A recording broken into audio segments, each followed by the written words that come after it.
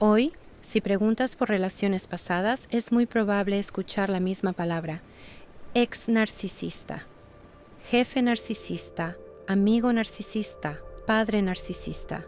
La palabra aparece en redes sociales, en terapia, en conversaciones casuales. Se volvió cotidiana, familiar, casi automática. Pero hay una pregunta incómoda que casi nunca se hace.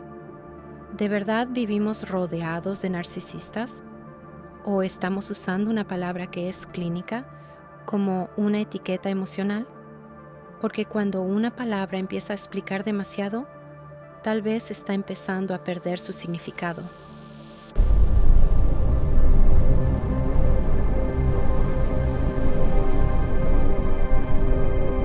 Esta palabra nació del psicoanálisis y tiene más de un siglo. En 1914, Sigmund Freud publicó un ensayo llamado Introducción al Narcisismo. No hablaba de malas personas, ni de villanos. Hablaba de algo mucho más normal de lo que creemos. Decía que el narcisismo es una parte natural del desarrollo humano, un paso necesario. Según Freud, todos empezamos siendo narcisistas, porque al inicio, el mundo gira alrededor nuestro. Con los años se profundizó esa idea y otro psicoanalista llamado Heinz Kohut propuso algo clave. El narcisismo no siempre es destructivo. Puede ser una forma de proteger la autoestima, una defensa emocional. Y acá empieza la grieta entre la psicología y la vida cotidiana.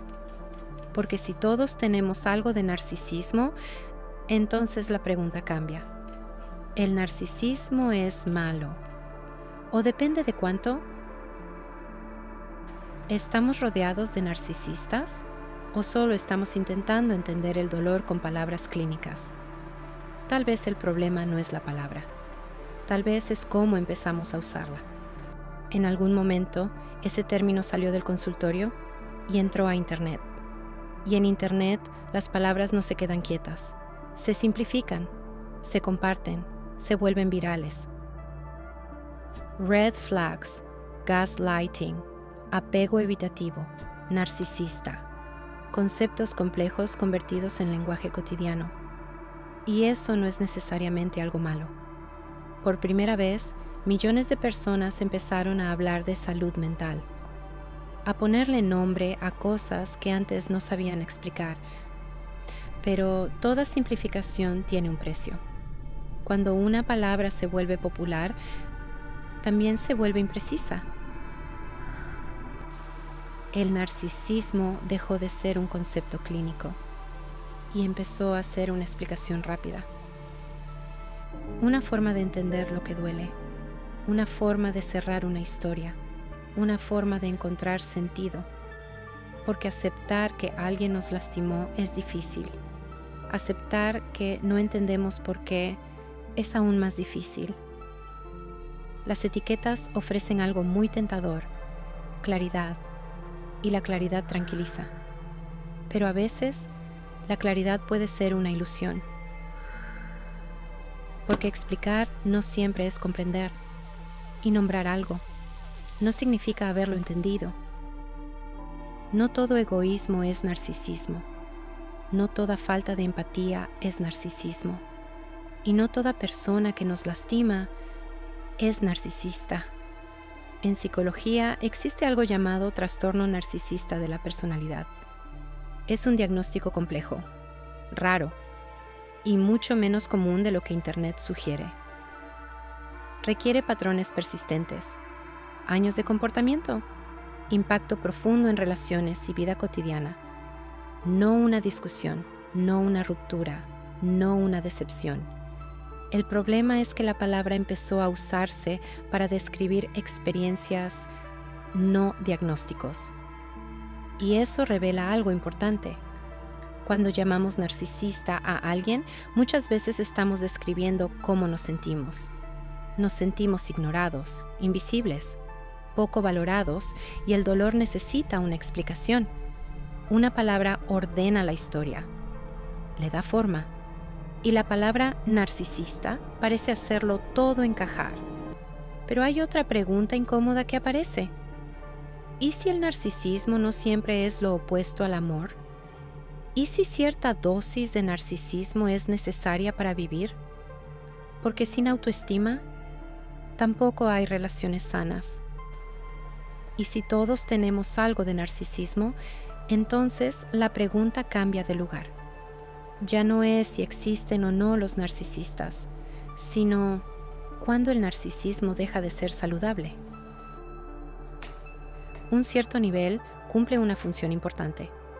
Permite defender límites, cuidar la autoestima, tomar decisiones difíciles.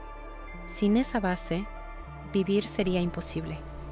Pero como muchas cosas humanas, el problema aparece cuando deja de tener equilibrio, cuando la autoestima necesita validación constante, cuando la empatía empieza a desaparecer, cuando las relaciones se vuelven un espejo, cuando los demás dejan de ser personas y se convierten en funciones.